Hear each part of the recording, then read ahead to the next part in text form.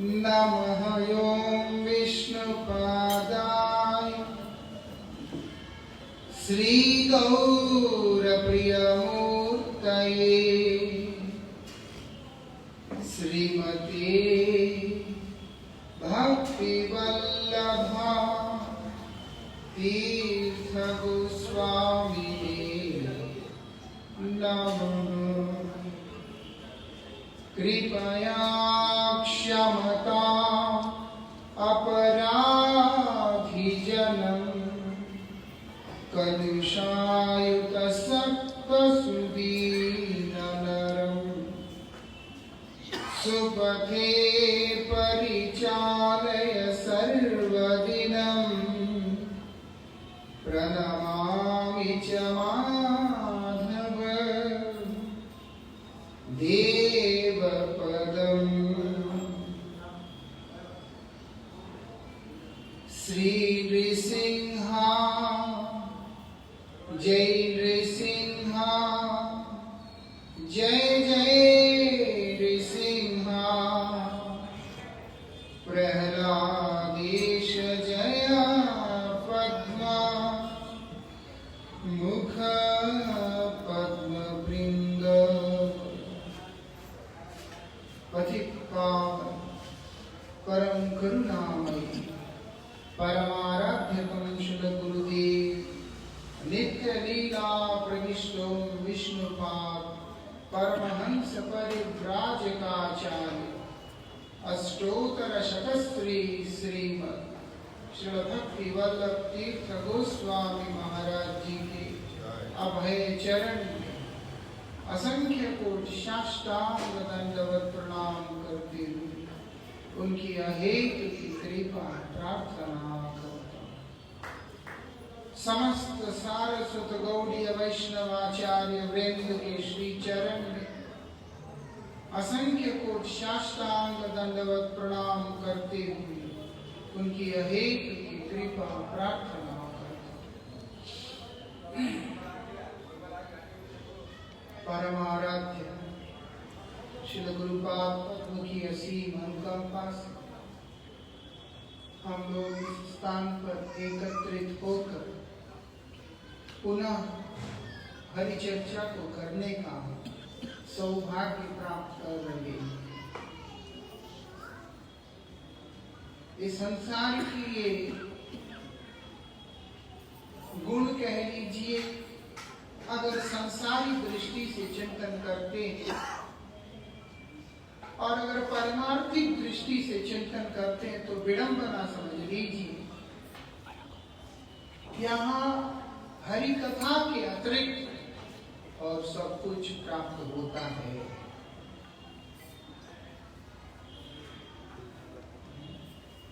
ऐसे कैसे हो सकता है? गोस्वामी तुलसीदास जी ने इसीलिए कहा, सुख धारा और लक्ष्मी पापी के भी है। एक महान से महान पापी व्यक्ति के जीवन में सुख रहेगा, मतलब पुत्र रहेगा। इसलिए पुत्र होना कोई बहुत बड़ी बात नहीं है। पापी के भी है, चलो कोई बात नहीं। दारा मतलब स्त्री, वो पापी के जीवन में भी रहती है। इसीलिए स्त्री का होना जीवन में कोई बहुत महत्वपूर्ण बात नहीं है। लक्ष्मी मतलब ऐश्वर्य, संपत्ति पापी के पास भी होता है। इसीलिए उसका भी होना कोई बड़ा महत्व नहीं रखता। क्या महत्व रखता है? जो सबसे दुर्लभ वस्तु जिसके जीवन में हो उसी का महत्व रखता है। वो क्या है? गोस्वामी तुलसीदास जी महाराज कह रहे, संत समागम हरि कथा। पहली बात, संत समागम होना ही सहज नहीं होता, और अगर हुआ भी है संसार की इसी विडंबना है वो उसको स्वीकार करने को तैयार नहीं होते।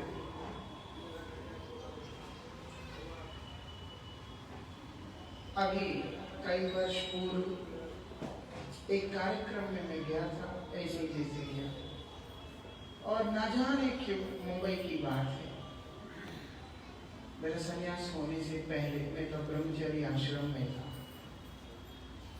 ना जाने क्यों मैं वैराग्य के ऊपर चर्चा करता रहा, पूरी हरिकथा विरक्ति को लेकर के ही बोला। सब शेष होने के बाद एक माता अपने बेटे को लाके मुझे बोलती है, उसको बोलती है प्रणाम करो। किया, मुझे कहती आशीर्वाद दो कि एक अच्छी सी लड़की मिल जाए।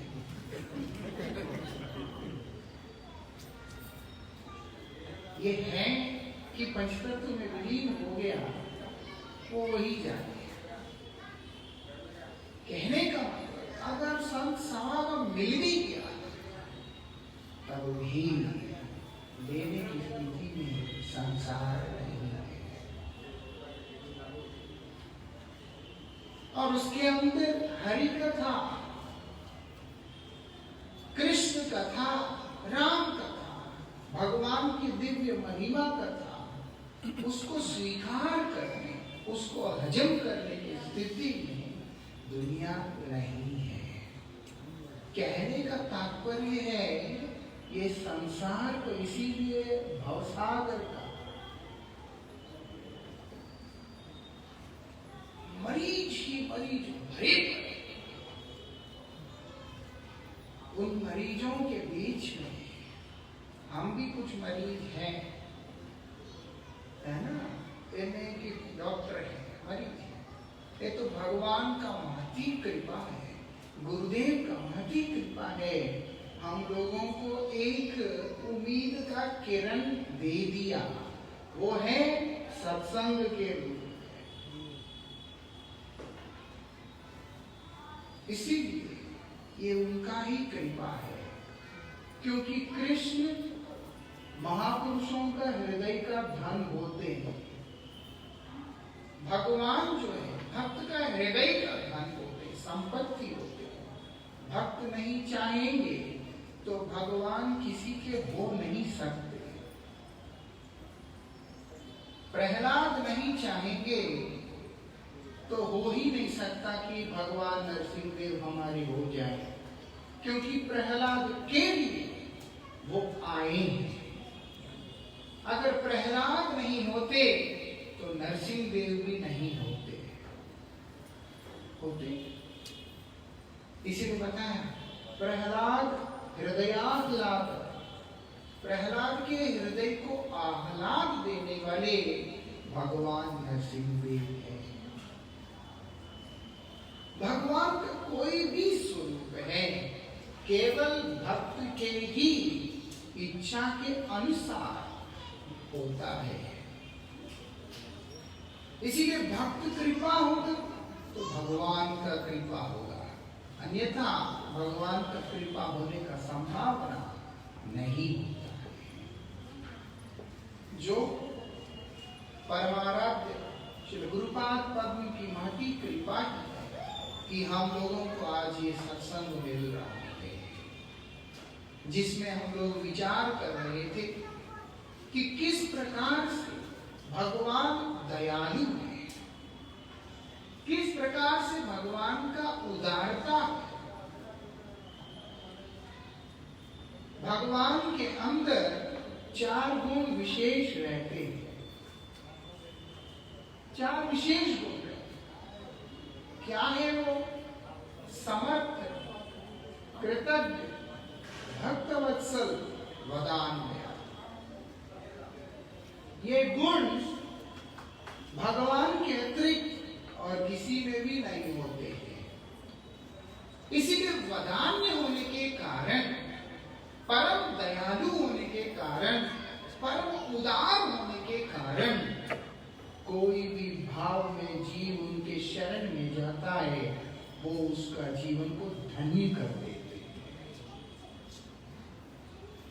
वो नहीं कहते कि तुम मेरे पास आने का केवल यही एक तरीका है।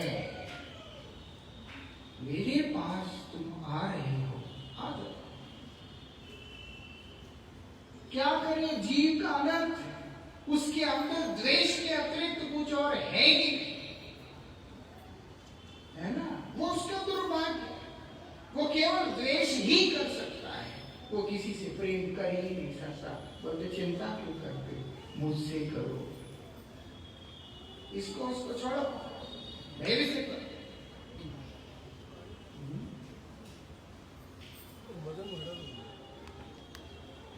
वृंदावन बिहारी लाल की जय।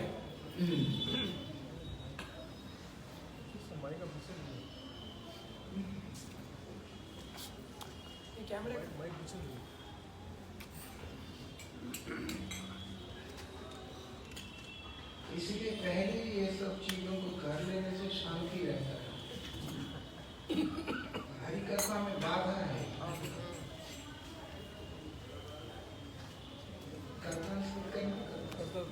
पूरा ऊपर आप ही आ जाइए, हृदय के करीब में आ जाए।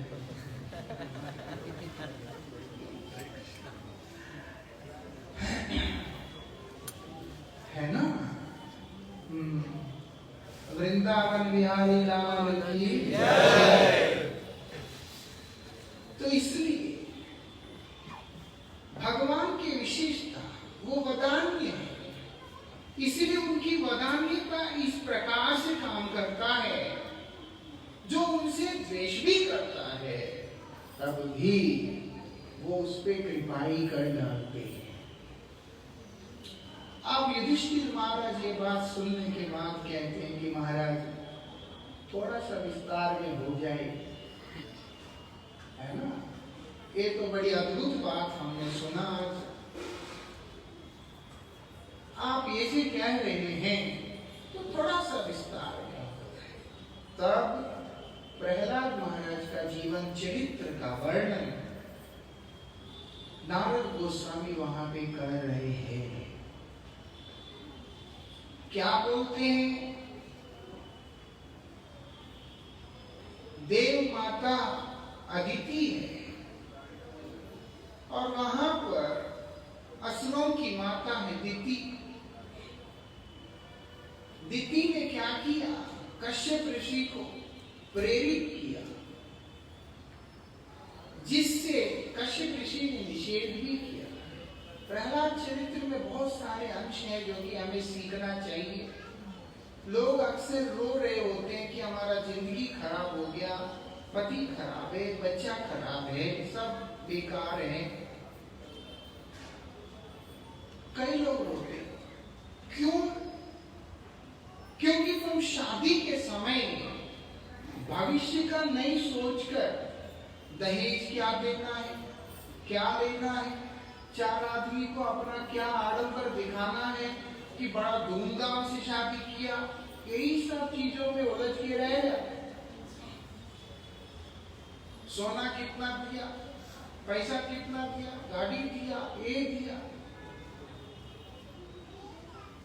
लोग इन्हीं चीजों में उलझ कर रह जाते हैं। क्या करना होता है? विवाह एक संस्था है, इसीलिए उस संस्था के अंदर जुड़ने के व्यक्ति को बहुत सावधानी के साथ में विचार करना पड़ता है। एक गृहस्थ आश्रम जो है उसको आश्रम संबोधन किया। अगर संन्यास आश्रम है तो गृहस्थ भी आश्रम है, लेकिन उसकी गरिमा, उसका मान, उसको संभालने पर लोग क्या करते हैं? शादी कर लेते, जल्दी जल्दी कर दो शादी। वो विधि को भी ठीक से पालन नहीं करते। तो हमारा प्रसंग वो नहीं है। मैं इतना जरूर कहना चाहूंगा, विवाह करते समय मुहूर्त का और विधि का, हर चीज का ध्यान देना पड़ता है। जितने भी महापुरुष हुए,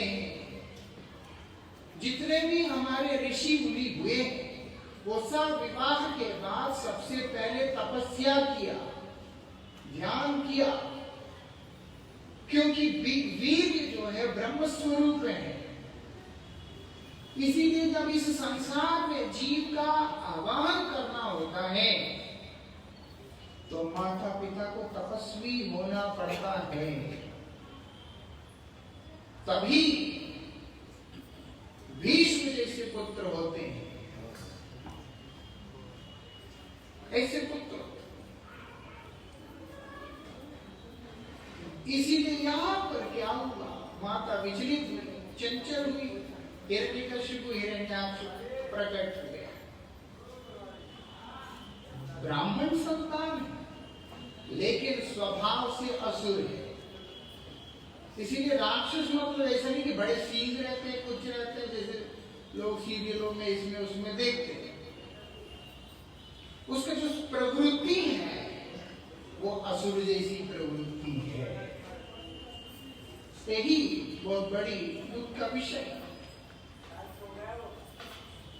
और ये दोनों किस लिए आए कि भगवान का इच्छा था उस वीर रस को आस्वादन करने का। वीर, करुण, बीभत्स, रौद्र, ऐसे बहुत तरह के रस होते हैं। वो 7 होते और 5 मुख्य होते हैं। ये 12 प्रकार के रसों को भगवान आस्वादन करते हैं, आनंद लेते हैं। उनमें से उन्होंने अपनी वीरता को प्रदर्शन करने का उनका इच्छा हुआ, लेकिन उनके साथ में लड़ने योग्य कौन है? तो इसीलिए उन्होंने अपने ही पार्षदों को इस संसार में भेजा। लेकिन एक काम करते हैं तो भगवान होने के कारण 10 काम अपने आप हो जाते हैं। जीव में और ब्रह्म में यही अंतर है। हम एक काम करने जाते हैं तो 10 बिगड़ते हैं, है ना? एक करने जाते हैं वो खराब होता है, उसको ठीक करने जाते हैं दूसरा खराब होता है, उसको ठीक करने जाते हैं तीसरा खराब होता है। ये जीव की स्थिति है। भगवान एक काम करने जाते हैं उसी में अनेक काम संपन्न हो जाते हैं। बहुत सारी शिक्षा, उपदेश, आदर्श इस संसार को देकर के चले जाते हैं। क्यों? संसार में पतित जितने भी जीव हैं उनके लिए प्रेरणा स्रोत भी स्वयं भगवान ही होते हैं।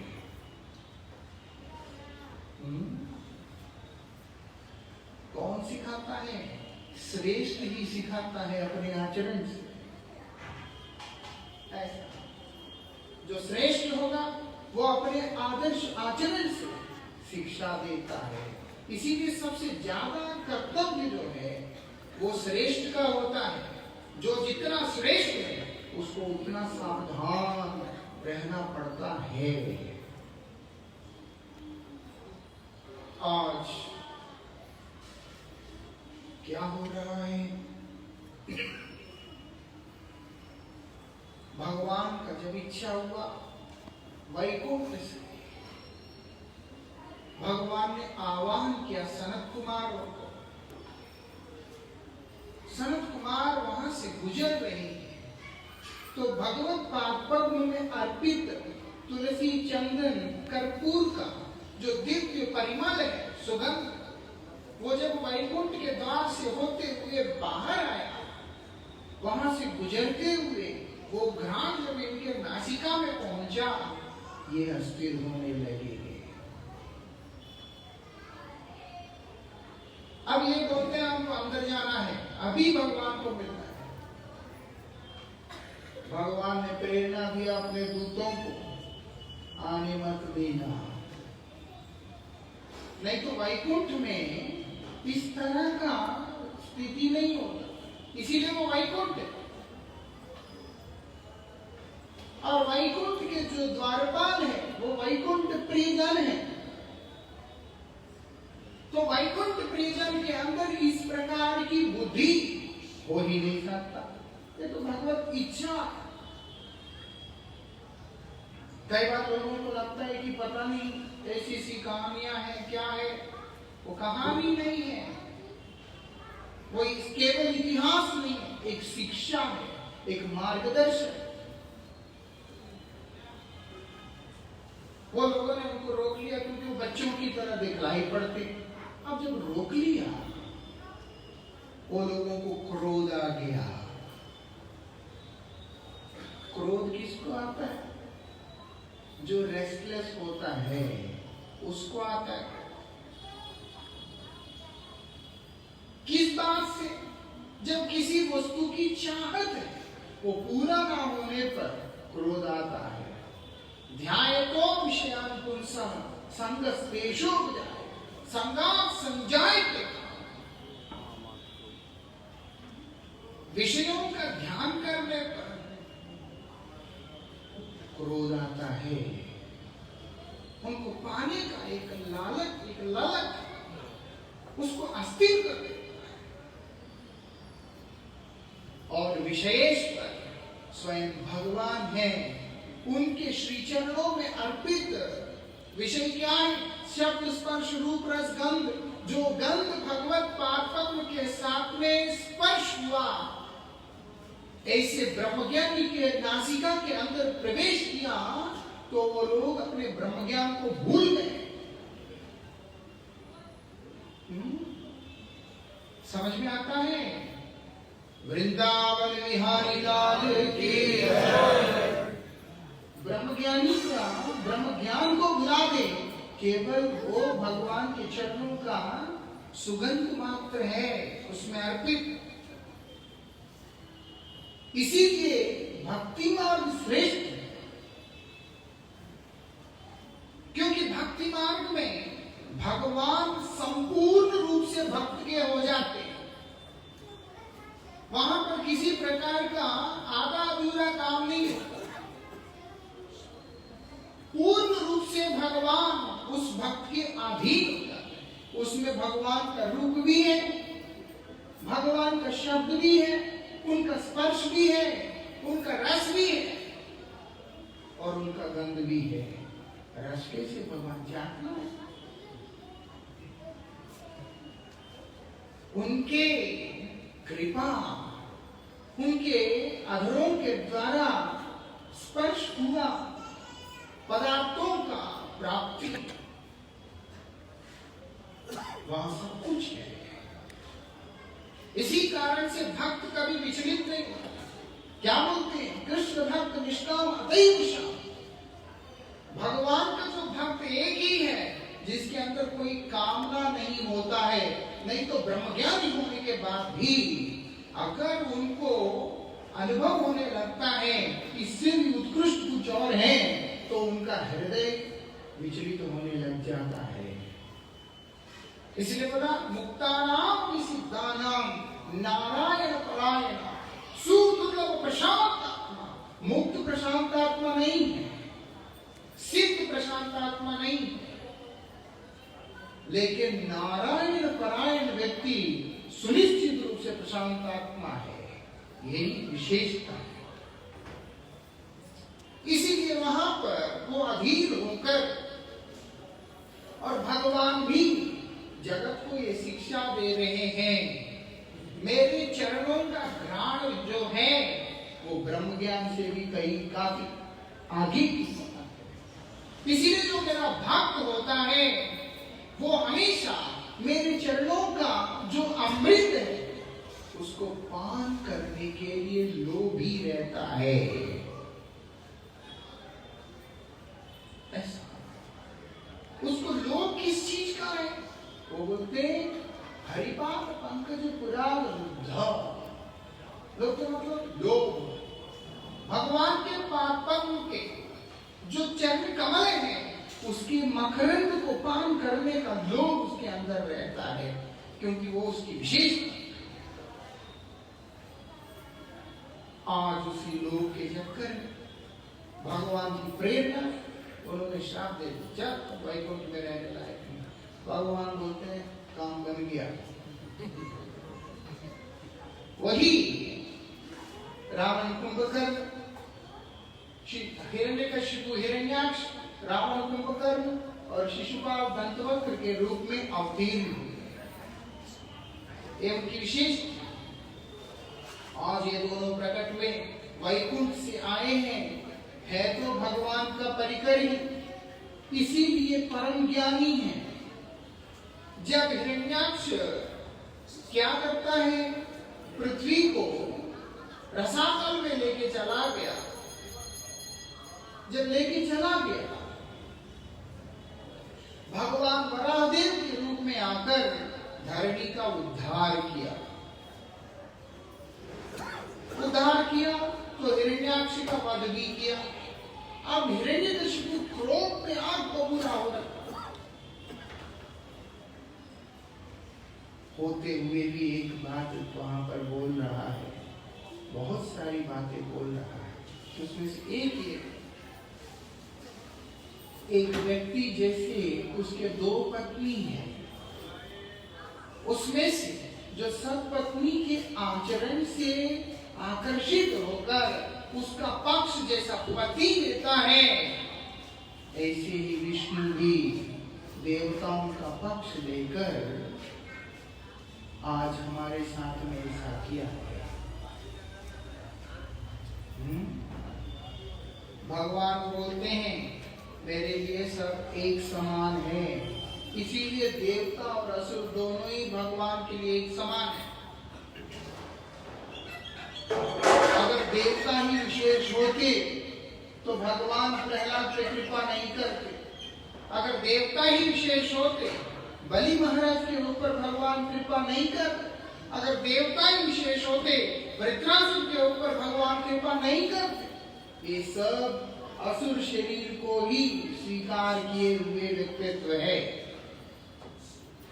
असुर कुल में ही उत्पन्न होकर आचरण किया हुआ व्यक्तित्व है। ऐसा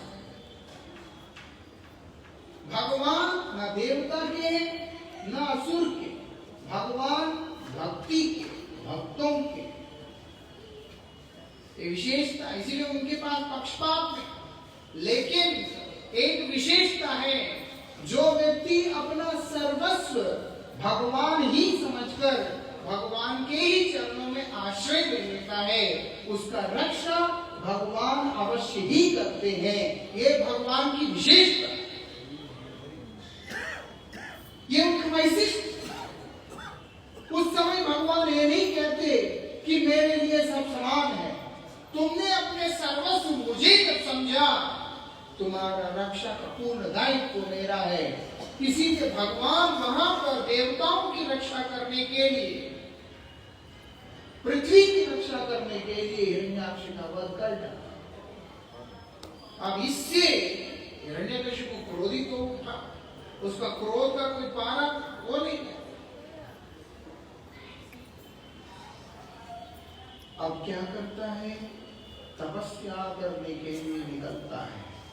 समय कम है, इसीलिए हम संक्षिप्त में इसका चर्चा कर रहे हैं, क्योंकि प्रहलाद महाराज का कृपा हम लोगों को बहुत जरूरत है।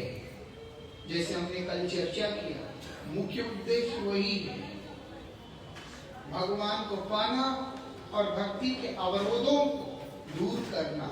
इसीलिए भक्ति विघ्न विनाशनकारी भक्त वत्सल भगवान श्री नृसिंहदेव बोल के संबोधन होता है। भक्ति के पथ पे आने वाले जितने भी विघ्न हैं, उन सबको विनाश करने वाले जो व्यक्तित्व है वो भगवान है। इसीलिए उनकी अवतरण लीला को स्मरण करना चाहिए। होता क्या है, तपस्या करने के लिए निकला।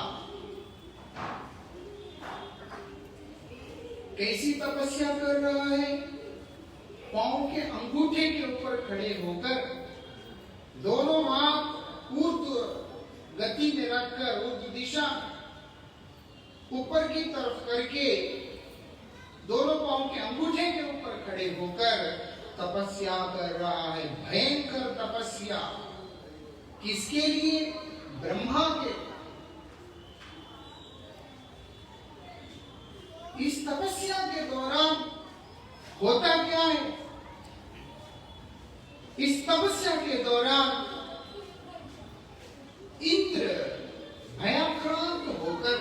भयभीत होकर हिरण्यकशिपु की जो पत्नी है माता कयाधु, उसको हरण करके ले जाता। इससे क्या हमें क्या समझ में आता है? इससे ये समझ में आता है, स्वर्ग के चक्कर में तड़पने वाले जितने भी लोग हैं, वो लोगों को ये समझ जाना चाहिए, स्वर्ग में भी भयंकर चिंता है।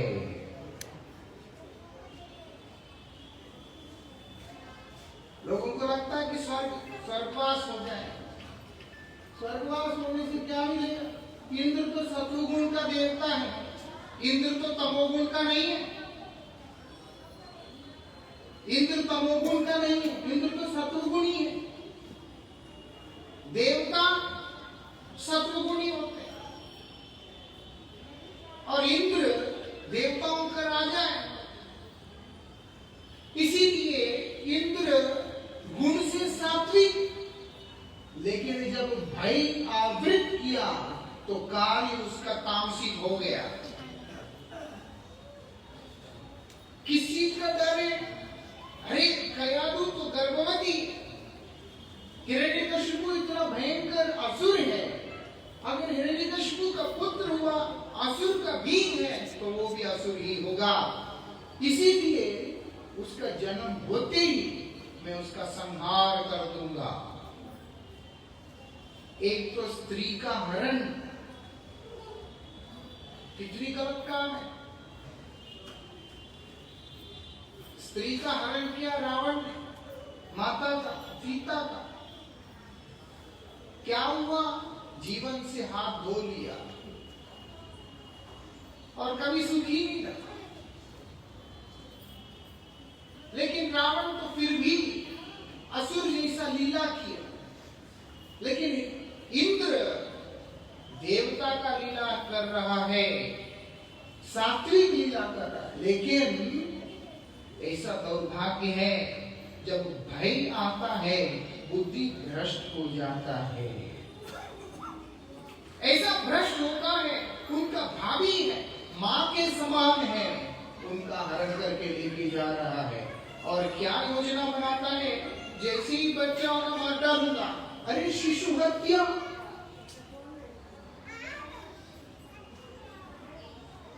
स्वर्ग में भी सुख नहीं है।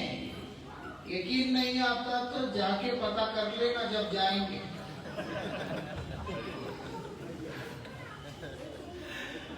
अभी नहीं, जब समय आएगा, जब विदा होगा तो वहां जाके चेक कर लेना। ऐसा लगेगा कि हाँ ही पहले पता होता तो इधर क्यों आता। ये संसार का जो भोग का सुख है वो कितना है? जैसे एक सुई को खड्डे के अंदर अगर हम डालते हैं और निकालते हैं, उसमें जितना पानी भरता है, उस पानी के द्वारा बुझने वाला जो पिपासा का सुख है, ये संसार का उतना ही सुख है। मतलब उसका कोई भी अर्थ नहीं है,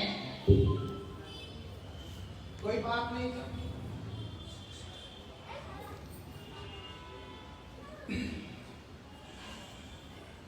और नहीं, संसार में तो खैर सुख ही नहीं है। स्वर्गादि का सुख सुई जितना डालने पर जितना संतुष्टि है उतना सुख है। और गाय का जो खुर खड्डे में जाने पर जितना खड्डा होता है, उस स्थान में जो भरा हुआ जल एक पिपासा से पीड़ित व्यक्ति का जितना संतृप्ति दे सकता है, उतना ही सुख मोक्ष आदि का है, इससे ज्यादा नहीं है। जब सुई के उससे कंपेयर करते हैं तो बहुत ज्यादा है। सुई की उससे तुलना में बहुत ज्यादा है। लेकिन वही भगवान के चरणों में आश्रय लेने के बाद भगवान की कृपा से प्राप्त होने वाला उस सुख का हता सागर की तुलना में देखते हैं, मोक्ष तो पूरी तरह से नगण्य है। इसीलिए भक्त कभी भी मोक्ष को चाहता ही नहीं। इसीलिए उनके लिए मोक्ष अंतःकृत। हमें नहीं चाहिए मोक्ष, हमें मुक्ति चाहिए। क्या करते हैं? क्या चाहिए? बोलते जन्म जन्म एक तव नाम गुण गाए। कोई भी जन्म हो, कहीं भी हो, हमें सब चलेगा, केवल आपका नाम गान में करता रहूं, आपका कीर्तन में करता रहूं, आपका गुणगान में करता रहूं, केवल किसी चीज की बात नहीं है। ये भक्त का दर्शन होता है। क्यों पागल है? सबसे ज्यादा समझदार वही है, क्योंकि जहां भगवान का नाम कीर्तन होता है, भगवान वहां आके विराजमान हो जाते हैं।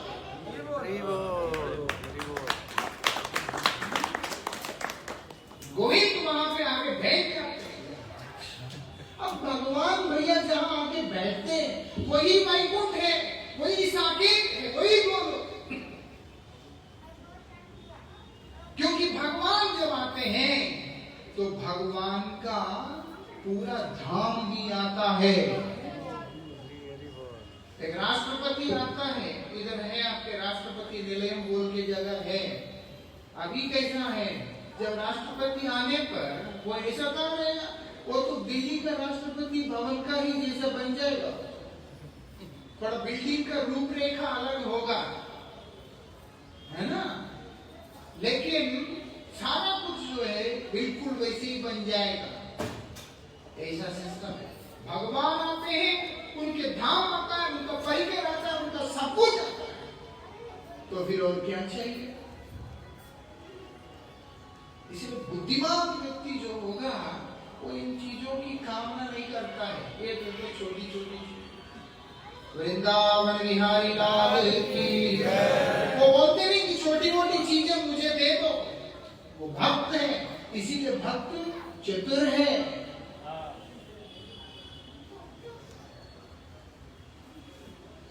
ये विशेष आज होता क्या है, इंद्र का, और ये बात इंद्र स्वयं कहता है, ऐसा नहीं कि लोग कह रहे। जब नारद गोस्वामी जाके इंद्र से प्रार्थना करते हैं, प्रणाम करते, कहते हैं कि आप बहुत अच्छे भक्त हैं, है ना? क्योंकि वामन देव का सेवा आप कर रहे हैं। तब इंद्र वहां पर कहता है कि मजाक मत कीजिए देवर्षि, मैं तो सिर्फ अपने इंद्र पद बचाने के, अपने सुख के लिए, अपने मतलब के लिए मैं सेवा करता हूं। भक्ति नहीं है मेरे में, भक्ति नहीं है। अगर भक्ति होता, मैं ऐसे गलतियां नहीं करता। अपने अधिकार बचाने के लिए वृक्ष के ऊपर बारिश नहीं करता। अगर मेरे में भक्ति होता तो मैं इस तरह का दुष्कर्म में प्रवृत्त ही नहीं होता। स्वयं इंद्र कह रहे हैं इस बात को नारद महर्षि को। तो जो और वहां हिरण्यकशिपु तपस्या में बैठे। मेरा कहने का मतलब है मोक्ष का पीछे भागना नहीं, स्वर्ग का पीछे भागना नहीं। किसके पीछे भागना है? भगवान श्री लक्ष्मी नरसिंह देव के पीछे भागना है। भगवान श्री कृष्ण के पीछे भागना है। उसी से हमारा परम कल्याण होगा। अभी क्या हो रहा है वहां पे? हिरण्यकशिपु का तप से ब्रह्मा को जानते हैं उसके मनोभाव, लेकिन जब उनके पास कोई विकल्प बचा नहीं, वो वहां प्रकट होकर बोलते हैं वत्स वर मांगो।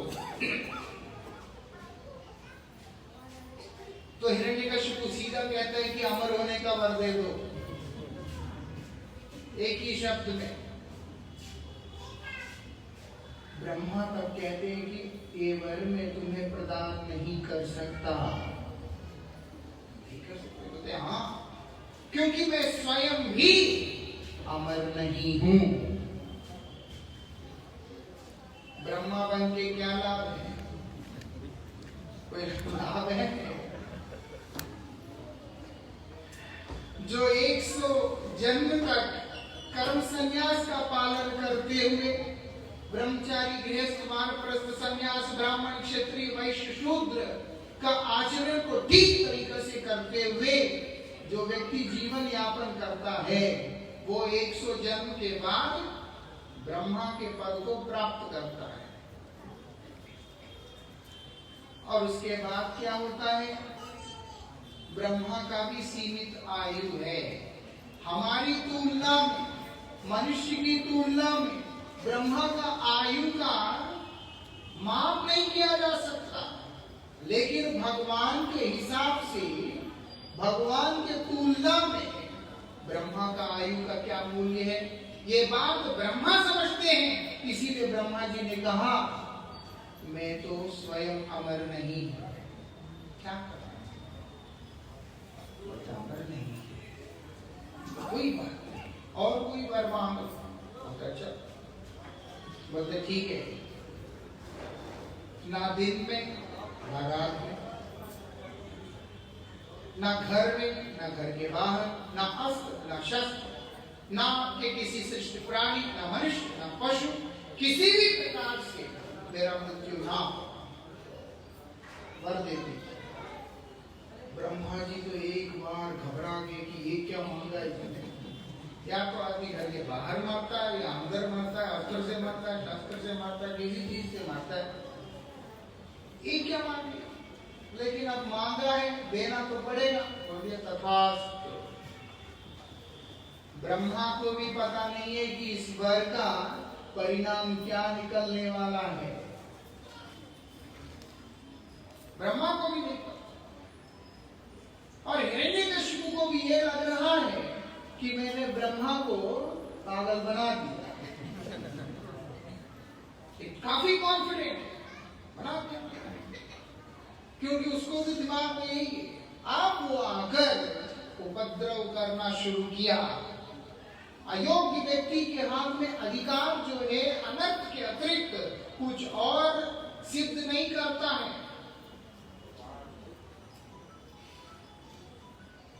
हम लोगों का भी ऐसा ही है। थोड़े बहुत पढ़ लिख के, थोड़े बहुत समझदार होके, थोड़े बहुत दुनिया की चीजों को सीखकर, है ना, आदमी एक निष्कर्ष पे पहुंच जाता है। बहुत मनोरंजन करते हैं लोग। ट्रेन में बैठो या एयरपोर्ट में कहीं पे भी बैठो, तुमसे अपना घर नहीं चलता है, तुम्हारा बाप तुम्हारा बेटा नहीं मानता है, तुम्हारी बेटी तुम्हारे बात नहीं मानती है, उसको तुम व्हाट्सएप नहीं छुड़ा सकते। और ये सब बैठकर चार आदमी मिलके देश सुधारने की बातें कर रहे होते हैं। वहां पर, वहां लड़ाई जो हुआ है, सैनिकों को उस जगह से ऐसे करना चाहिए था। ये सब कोई आधे अधूरे ज्ञान वाले जो लोग हैं, और उसके बाद अगर इनको थोड़ा अधिकार दे दो तो फिर ये वहां जाके अपनी उस दिमाग का प्रयोग भी करने से पीछे नहीं हटेंगे, और बाद में अपने लिए और समाज के लिए अनर्थ का ही बोल देंगे, है ना। ये हिरण्यकशिपु भी वही जाति का है। और इसीलिए, और विशेषता है, हम सबके हृदय में भी बैठा हुआ है। कल हम लोग चर्चा किया, कनक कामिनी प्रतिष्ठा की वांछाएं तो हिरण्यकशिपु है, हर एक के हृदय में बैठा है। किसके हृदय में नहीं है? जिसके हृदय में प्रहलाद है, जिसके हृदय में भगवान है, केवल वही के नहीं है, बाकी सबके हृदय में वो बैठा ही हुआ है। कोई उसको समझ पाए या ना समझ पाए, वो अंदर से बोलता है खुश है ना।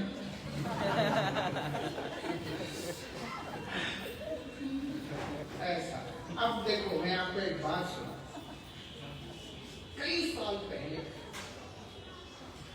लगभग 18 साल पहले की बात है, आज का नहीं है भैया, ध्यान देना। आपको मैं 18 साल पहले की बात बता। एक इनकम टैक्स डिपार्टमेंट में काम करने वाला एक ऑफिसर हमारे प्रेमी था, वो एक दिन हमारे पास आके एक ब्रीफ केस देके गया। ये बोला कि मेरे को जरूरी कागज है, मैं जो है बाद में आकर के इसको ले लूंगा। बोला ठीक है।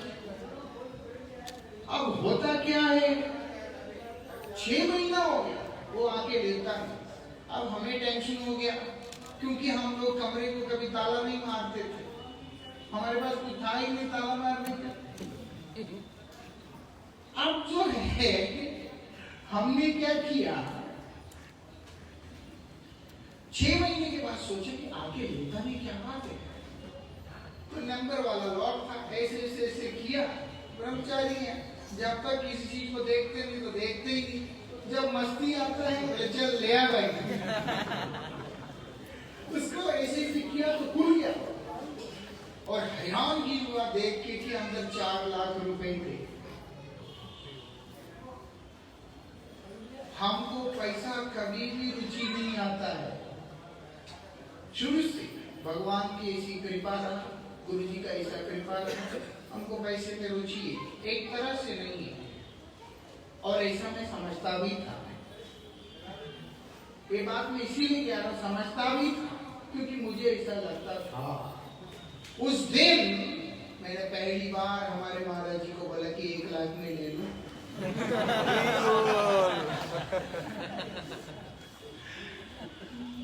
उनको उन्होंने चारा देखा है, ये क्या हुआ, क्योंकि ये तो स्वभाव तो है, लेकिन हिरण्यकशिपु अंदर बैठा है, वो ठीक टाइम पे पट करके निकल के आता है कि मैं जिंदा हूं। 18 साल पहले की बात है, आप ये ना समझे आज का है।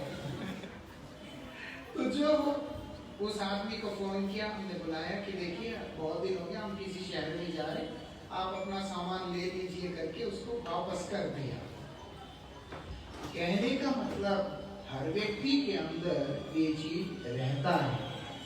इसी में प्रभुपाद ने बोला, कनक कामिनी प्रतिष्ठावागिनी छाड़ी आपचे जाट से ही तो वैष्णव, से ही अनाशक्त, से ही शुद्ध भक्त, संसार पाए पराभव।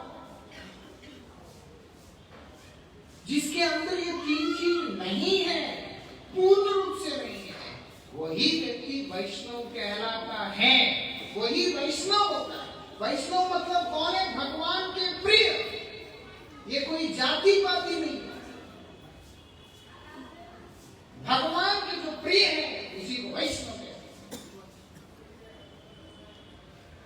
और बोलते वही व्यक्ति अनासक्त है, किसी वस्तु के प्रति उसका आसक्ति है, वही व्यक्ति शुद्ध भक्त होता है। और इसे शुद्ध भक्त का ही जीवन से संसार खत्म होता है, क्योंकि वहां पर संसार बोल के कुछ होता है, वहां पर सिर्फ भगवान होते। ये विशेषता है जो हमें समझना है। तो इसलिए अंदर बैठा है वो प्रेत, वो स्वीकार करने नहीं देता। ये जगत के अंदर जितने भी व्यक्ति, हिरण्यकशिपु ही एक व्यक्ति है जो कहता है कि मैं करता हूं, जबकि भगवान गीता में बोलते अहंकार विमूढ़ात्मा करता अहम निमज्जते। जो अहंकार से चूर व्यक्ति है वही कहता है कि मैं करता हूं। ये तो कुछ था नहीं जी, ये तो बिल्कुल खंडर जैसा था। मैंने बहुत मेहनत किया और आखिर में इसको ऐसे बनाया। वो भी अहंकार विमूढ़ात्मा ही है। भक्त कभी ऐसे सोचता नहीं। भक्त क्या सोचता है, इतने व्यक्ति हैं लेकिन भगवान की मेरी ऊपर कृपा की, उन्होंने मुझको चुना है, इस तुच्छ व्यक्ति को चुना है इस सेवा करने के। एक दर्शन भक्त का होता है। कितना अंतर है दृष्टिकोण में। जो हिरण्यकशिपु जैसा होता है वो सोचता है कि मैंने किया है, कुछ नहीं था, बड़ा परिश्रम किया। किसको बता रहे हो भैया? भगवान को बता रहे हो कि मैंने तुम पे एहसान किया, वो तो तुम पे एहसान किया, नहीं तो जो है ये शरीर ऐसा है, कुत्ते भी नहीं खाएंगे, वो तो उनका कृपा है। एक नगण्य व्यक्ति को सेवा का सहयोग प्रदान किया है। इतना अंतर होता है दर्शन में। हिरण्यकशिपु कहता है कहाँ है भगवान? प्रहलाद कहते कि कहाँ नहीं है भगवान। आखिर नहीं, आप देखेंगे तंग आके हार के हिरण्यकशिपु प्रहलाद को बुला के पूछते हैं कहाँ है तुम्हारा भगवान? क्योंकि हिरण्यकशिपु वैकुंठ भी चला गया था, वैकुंठ भी पहुंच गया, लेकिन हिरण्यकशिपु को भगवान तो दिखा नहीं, क्योंकि कनक कामिनी प्रतिष्ठा की वासना का आवरण जिसने अपने आंखों के आगे, अपने हृदय के आगे लगा दिया, उसके सामने भगवान खड़े होकर के भी उसको दिखलाई नहीं देते। किसको दिखते? जो इन आवरणों से मुक्त है। इसीलिए प्रहलाद महाराज को उस स्तंभ के अंदर दिखाई दे रहे हैं, और आज के समाज को विग्रह के अंदर भी भगवान दिखाई नहीं देते हैं। उनको लगता है कि पुतले को सजाया, मूर्ति को सजाया, लेकिन दर्शन करने वाले को तो खंबे में भी दिखलाई दे रहे होते हैं। यही विशेषता है, यही तो अंतर है। वृंदावन विहारी लाल की जय। आपका टाइम बहुत बेकार टाइम है।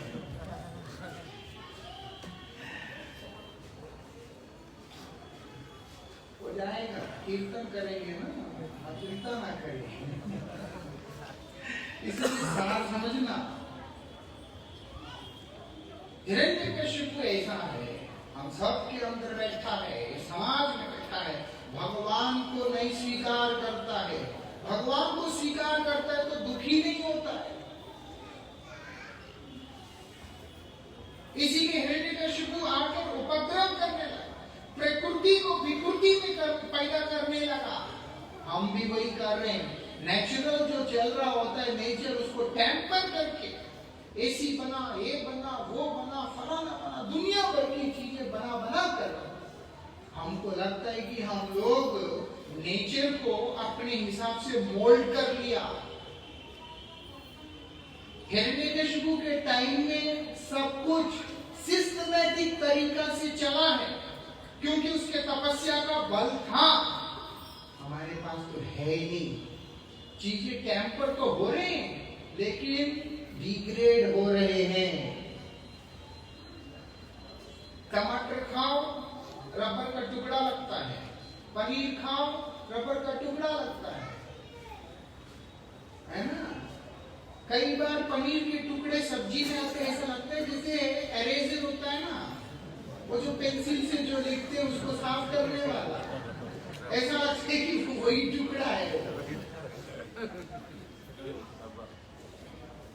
या सार तो है, सब्जियां होती हैं, रस होता नहीं। अलग अलग ट्राई कर रहे हैं। अब पहले नहीं होता था, अब ऑर्गेनिक कुछ और भाइयों देखे बहुत सारी चीजें ट्राई कर, और सोचते हैं कि हम जो है संसार को सुधार देंगे, बदल देंगे, लेकिन वास्तविकता में असुर प्रवृत्ति वाला व्यक्ति कभी भी किसी को भी नहीं सुधार सकता है। कौन सुधार सकता है? जो भगवान के पापत्व में आश्रित व्यक्ति ही, क्योंकि वो भगवान की कृपा के द्वारा प्रकाशमान है, वो सुधार सकता है और कोई नहीं सुधार सकता। इसीलिए हिरण्यकशिपु ने बहुत कुछ किया, ऐसा नहीं कि नहीं किया, लेकिन कोई लाभ नहीं हो पाया। वापस आने के बाद अब इधर क्या होता है? प्रहलाद महाराज का जन्म होता है। कब होता है? हिरण्यकशिपु के वापस लौट के आने के बाद वो भी कितना समय हिरण्यकशिपु ने तपस्या किया? देवताओं के 1000 साल, देवताओं के 1000 साल तपस्या किया और भयंकर तपस्या किया, जिसको लेकर ब्रह्मा जी बोलते हैं कि पुत्र, इस तरह की तपस्या ना तो पूर्व में किसी ने किया और आगे भी किसी के द्वारा ऐसी तपस्या संभव नहीं है। ऐसी कठोर तपस्या किया। जब इंद्र ने माता कयादु का हरण किया तो नारद गोस्वामी उनको रास्ते में रोक के बोलते कि तुम्हारा दिमाग खराब हो गया है, तुम भयभीत होकर ऐसी स्थिति में पहुंच गए, तुम क्या कर रहे हो तुम्हें पता ही नहीं। एक गर्भवती स्त्री को, वो भी तुम्हारे मां समान है, उसको तुम हरण करते हो, छोड़ो। नहीं ऋषि जी, आपको मालूम नहीं? हे नारद गोस्वामी, आप जानते नहीं, असुर पैदा होगा। बोलते तुम मूर्ख हो। कौन पैदा होगा? बहुत बड़ा भक्त पैदा होगा भगवान का। नारद गोस्वामी ने जैसे कहा, वो आश्वस्त हुआ और वो क्या किया? छोड़कर 4 परिक्रमा करके, किसका परिक्रमा किया? वो माँ के पेट में रहने वाले उस बालक का परिक्रमा किया, भक्त का परिक्रमा किया, क्षमा याचना किया और वहां से चला गया। अब नारद गोस्वामी माता कयादु के अपने आश्रम में लेकर के गए। अब माता प्रार्थना करती है, जब तक पति लौट के नहीं आते मैं यहीं पर रहना चाहूंगी, ठीक है? और वरदान भी मांगती है, एक जो उपदेश आप दे रहे हैं वो सब मेरे पुत्र को स्मरण रहे, और दूसरा मेरे पति आने के बाद ही मेरा प्रसव हो। तो 1000 साल प्रहलाद महाराज माता की गोद में बैठे हुए हैं, पेट में बैठे हुए हैं। जब हिरण्यकशिपु वन में जाने के समय में वो गर्भवती हुई, वो तपस्या करके सिद्धि प्राप्त करके वापस लौट के आया, तब उनके सामने उनका प्रसव हुआ। ये पूरी समय ऋषि आश्रम में रहकर सेवा करने लगी है। अभी गर्भवतियां क्या करती हैं? टीवी देखो, क्योंकि रेस्ट करना है, सीरियल देखो, और सीरियल भी ऐसे देखो जो दिमाग खराब कर दे। हम कभी किसी भक्त के घर जाते हैं, वहां थोड़ी देर के लिए चलता, वही देख के इरिटेशन होता है। हम ना उनको बोल पाते संकोच के कारण बंद कर टीवी, और ना ही उसको देख करके झेल पाते, और माताएं घंटे घंटे देखती रहती है। आदमी भी देखता है, वो देखता रहता है शेयर मार्केट, और माताओं का डिपार्टमेंट अलग है, वो कुछ और है।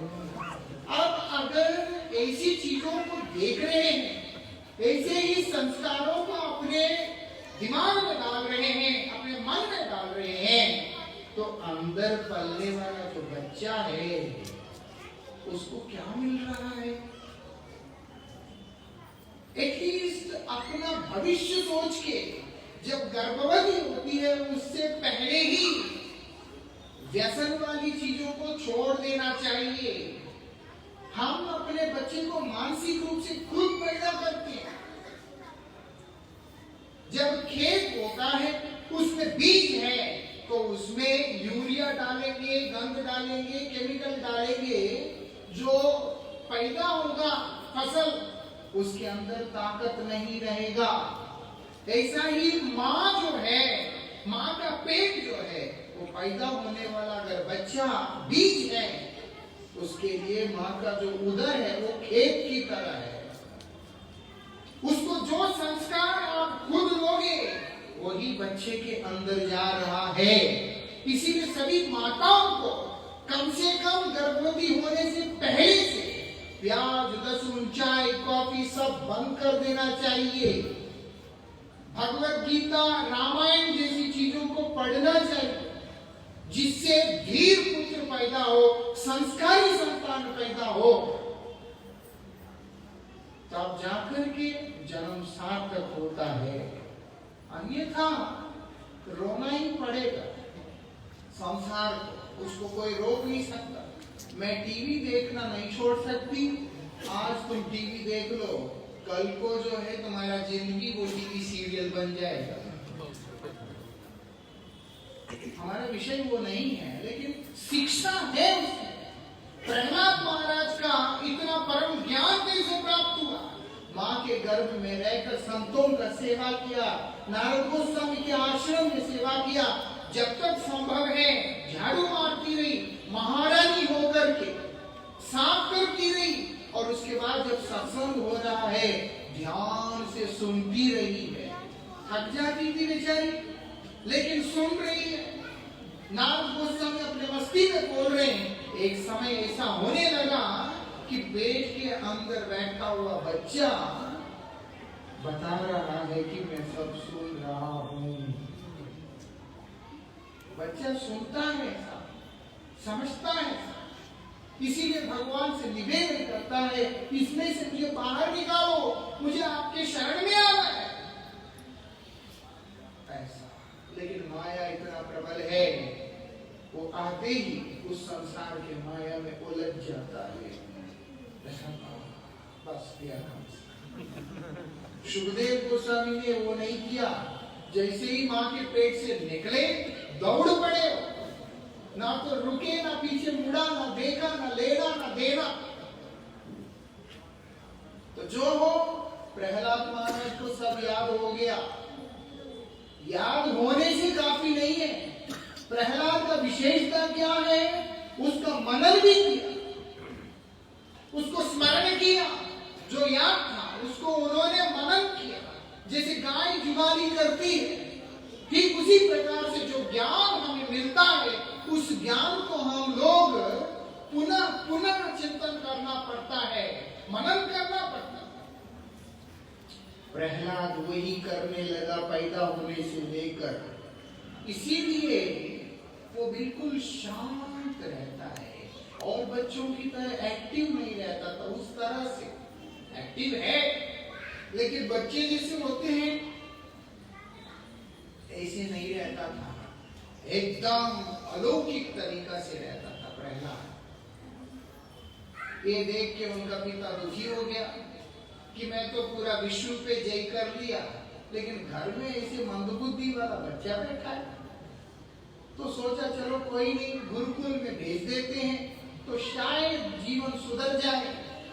गुरुकुल में भेजा, शुक्राचार्य के जो पुत्र है शंतमर्क, उनके पास जब भेजा, वो लोग जो भी सिखाते हैं फटफट करके सीखते। वो लोग इतने खुश हुए कि राजा सुखी होगा। क्यों?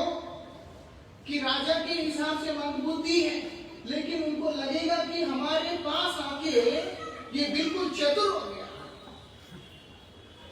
तो वापस राजा के पास लेके आते हैं। राजा प्रहलाद से कहता है कि पुत्र, जो तुमको अच्छा लगता है वो तुम सुनाओ, जो तुम्हें अच्छा लगता है। क्या कहता है? तत्साधुन्ये असुरवर्य देहिनां सदा समुद्विग्नं धियं असद्गृहात् हित्वात्मपापं गृहमन्तपूर्वम्। सुनकर बड़ा अच्छा लग रहा है, लेकिन अचानक हिरण्यकशिपु का चेहरा का रंग उड़ जाता है जब वो ये कहता है कि वनम गतो वाय हरिमाश्रय। हे असुरवर्य देहिनाम, हे राजन, हे असुर श्रेष्ठ, मैं जो चीज को सत्य मानता हूं वो क्या है? आत्मा का पतन स्थान जो गृह है, मतलब देह हो या संसार, सब कुछ जहां पर आत्मा का पतन ही हो रहा है, हित्वा, उसको छोड़ देना चाहिए। क्यों? वहां पर क्या हो रहा है? वो बोलते उसका बुद्धि जो है उद्विग्न हो रहा है। समुद्विग्नम धियम असद्गृहात्। ये जो धियम है, बुद्धि, धिया जिसको कहते हैं, वो क्या हो रहा है? समुद्विग्न हो रहा है, उद्विग्न हो रहा है। मतलब है कि सीधे शब्दों में बुद्धि भ्रष्ट हो रहा है।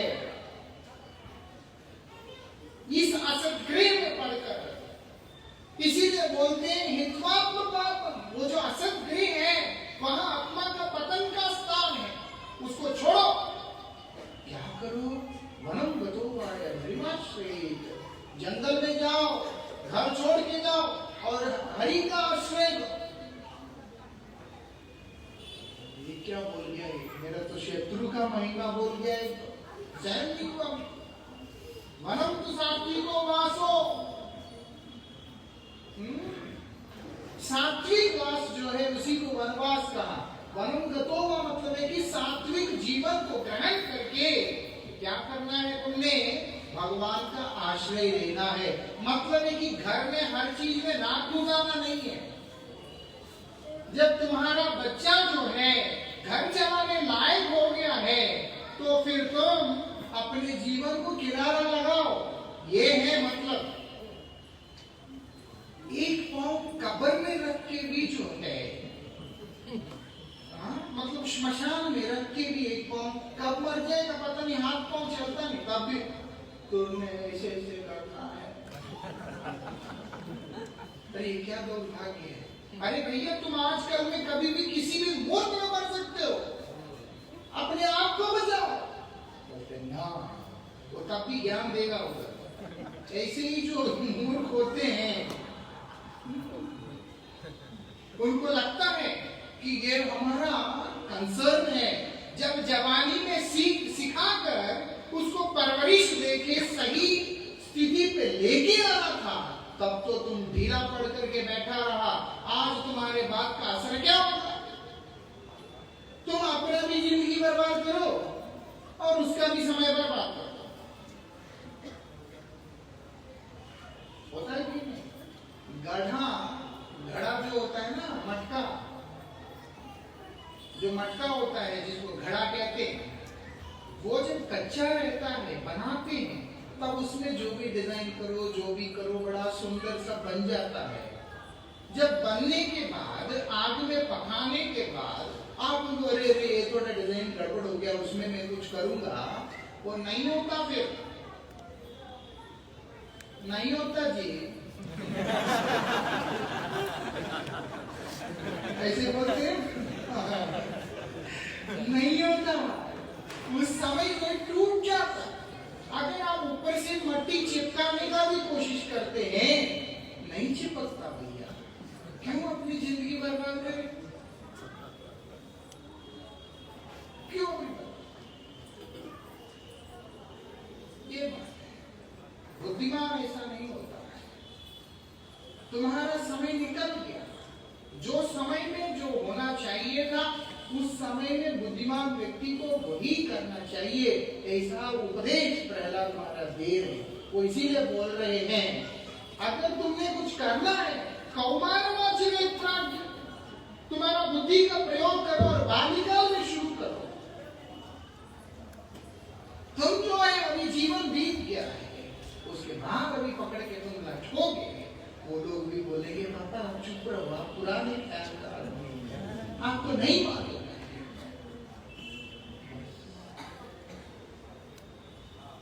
उनके हिसाब से अपने आप को एडवांस भी नहीं कर सकते और उनके रफ्तार को ब्रेक भी नहीं लगा सकते, और इस दोनों के बीच में अपने समय को, अपने जिंदगी को बर्बाद ही कर सकते हैं। वो ठीक नहीं है। तो जो यहाँ पर क्या बोल रहे हैं, वो बोलते वनम गतो वा हरिमाश्रयेत। ये बात सुना, गुस्सा आ गया। फिर सोचा, गुरुओं को देखा कि तुम लोग ये शिक्षा दे रहे हो। वो कहते कि महाराज हम कहाँ देने वाले हैं, हम अपनी प्राण प्यारे हैं, वो जी हुजूर वाले, हमें अपने प्राण प्यारे, इसीलिए हम नहीं कर सकते।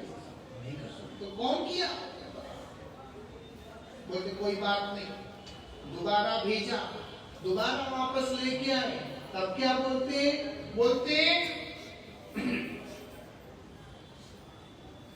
इति पुंसार्पिता विष्णु भक्तिश्च नवलक्षणा क्रियते भगवते अद्भुतं मन्येत मदीत उत्तमम्। नवला भक्ति के बारे में बोलते हैं कि वास्तविकता में भगवान की प्रसन्नता को केंद्र करके भगवान की संतुष्टि के लिए अगर हम इस साधना को करते हैं, वही सबसे श्रेष्ठ साधन है और कुछ है ही नहीं।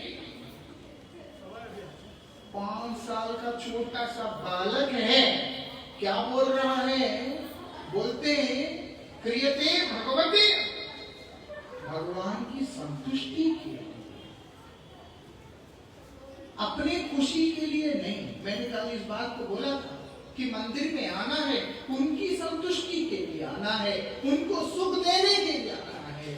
हमारे चेहरा देख के भगवान को लगे कोई मेरा प्रेमी आ गया, ये नहीं कि आके मेरा काम बना, नौकरी में प्रमोशन नहीं मिल रहा, आपको हंसी आ रहा है, लेकिन ऐसे ही रोना लोग आके रो रहे होते हैं, हमारे पास भी रोते हैं, जो कि सुन के बिल्कुल नहीं अच्छा लगता, लेकिन सांत्वना देना पड़ता है क्योंकि बेचारे दुखी है। ऐसा दुखी है, साथ में दिखता है कि मूर्ख भी है। किस स्थान में आकर तुम क्या ले सकते हो और तुम क्या मांग रहे हो भाई? ऐसे ही भगवान को भी लगता है मूर्ख। बेटी की शादी नहीं होगी, लड़का ढूंढो, अपने आप होगा, तुम ढूंढोगे नहीं, आसमान से गिरे, तनख्वाह नहीं हो रहा, अरे भगवान क्या करे? भगवान देखते हैं कि मूर्ख आदमी क्या मांगता रहता है मेरे से, आ गया फिर लिस्ट लेके पहुंच गया मेरे पास।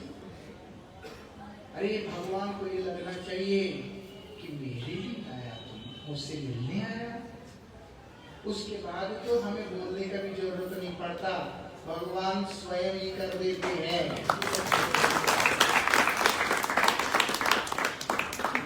नहीं मानता, नरसिंह मेहता के साथ हुआ कि नहीं?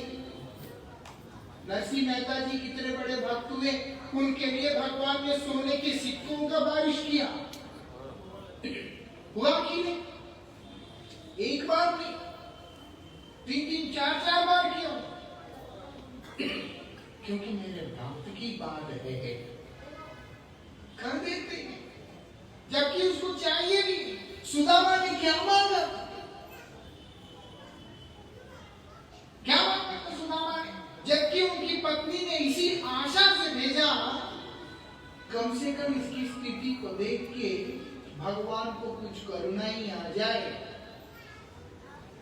क्योंकि उन्होंने मना कर दिया कि मैं जाके कुछ भी मांगूंगा नहीं।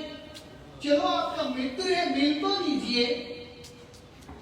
और माता रोती रोती वो जो टूटे हुए चावल को बांध कर दिया, उसको लेके जा रहे हैं, वस्त्र फटा हुआ है, मुड़ते मुड़ते मुड़ते घुटनों से ऊपर तक आ गया। सिर्फ गले में द्रौपदी होने के कारण उनको किसी ने रोका नहीं है, नहीं तो उनका अवतार इस प्रकार से है कि द्वारिकाधीश के सम्मुख में जाने लायक स्थिति नहीं। उनके गले में द्रौपदी को देख करके तो ब्राह्मण है, और भगवान का आदेश है ब्राह्मण को किसी भी समय मेरे पास आने के लिए रोका ना जाए। इसीलिए भगवान उनका स्वागत किया। और उसके बाद सुदामा ने क्या मांगा? कुछ भी नहीं मांगा, लेकिन भगवान ने क्या कसर छोड़ा उनके लिए? क्या कसर छोड़ा? प्रेम करोगे, अपना सर्वस्व दे देंगे, भीख मांगोगे, क्योंकि भगवान दयालु है, जो मांगोगे वो दे देंगे, लेकिन जो प्रेम करोगे अपने आप को लुटा देंगे।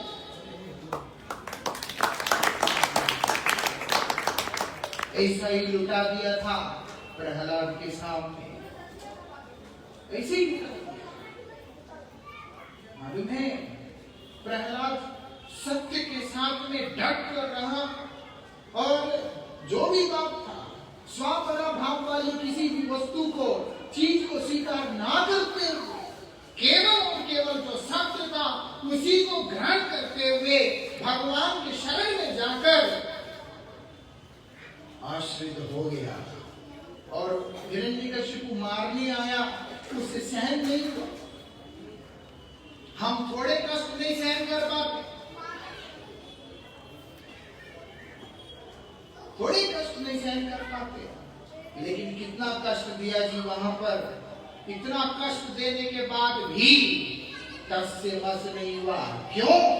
क्योंकि भगवान का महिमा ही ऐसा है, जो कोई व्यक्ति भगवान के चरणों में आश्रित होकर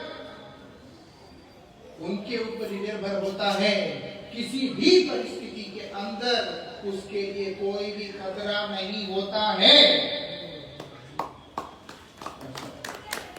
याद रखिएगा इस बात को। और शेष में उनका समर्पण किस तरह का है, उनका निष्ठा किस प्रकार से है, उनका भक्ति किस प्रकार से है, जब पूछा जा रहा है इतना करने के बाद भी तुम्हारा अंत नहीं होता है, तू क्या है? तू बोलते भगवान का दास। कहाँ है? बोलते सर्वत्र इस स्तंभ में है। बिना किसी झिझक के प्रहलाद ने कह दिया कि हाँ है। और जीवन भर भगवान से ईर्ष्या करने वाला हिरण्यकश्यपु वैकुंठ तक जाकर के ढूंढने पे भी जिसको भगवान का दर्शन नहीं हुआ है, प्रहलाद के वाणी के ऊपर विश्वास करने पर उसी मुहूर्त में इसको भगवान का दर्शन हुआ है।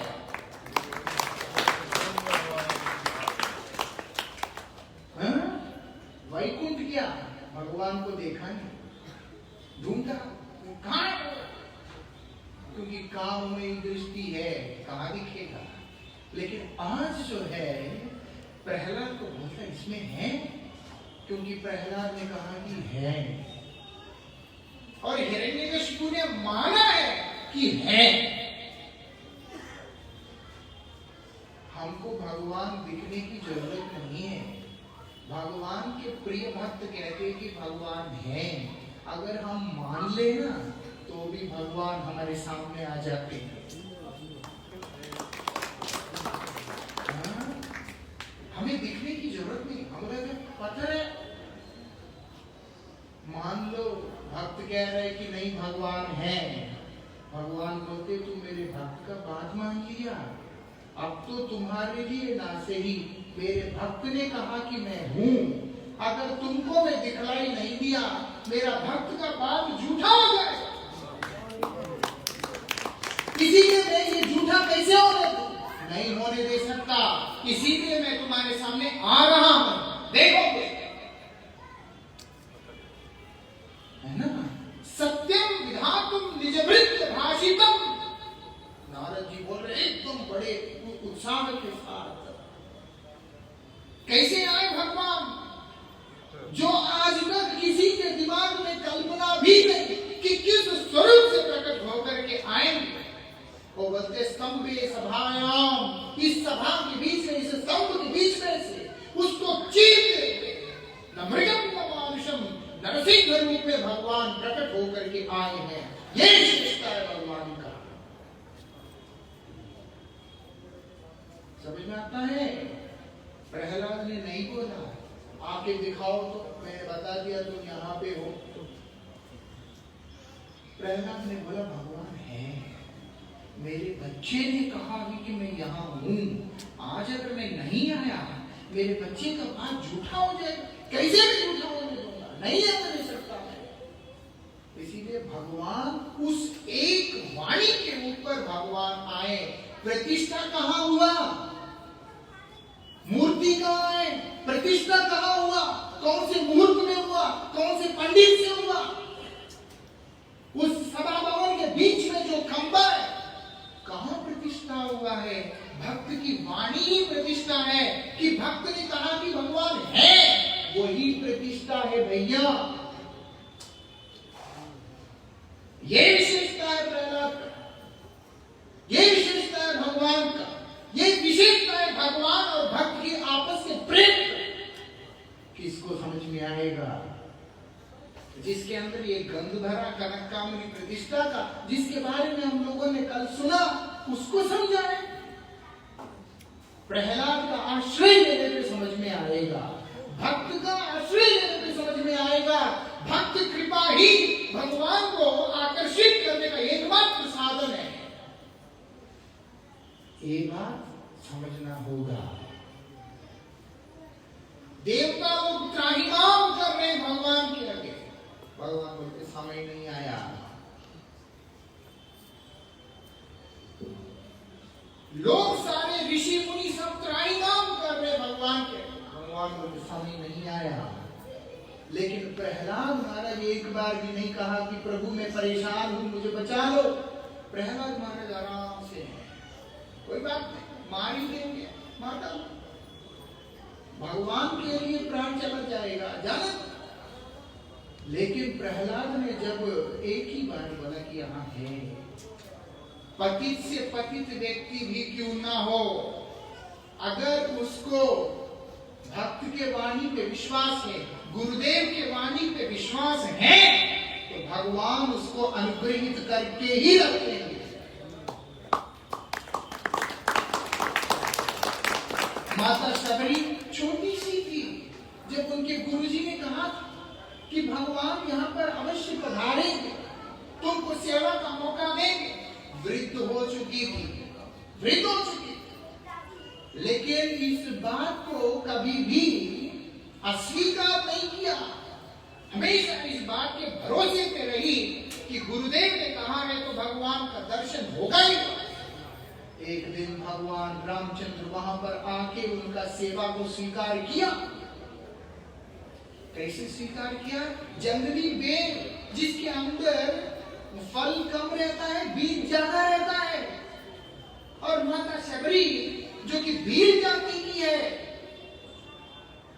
उसको खाके हल्का हल्का उसका रुचि देखकर राम जी को दे रही है, और राम जी बड़े ही प्रेम से उसको खा रहे हैं।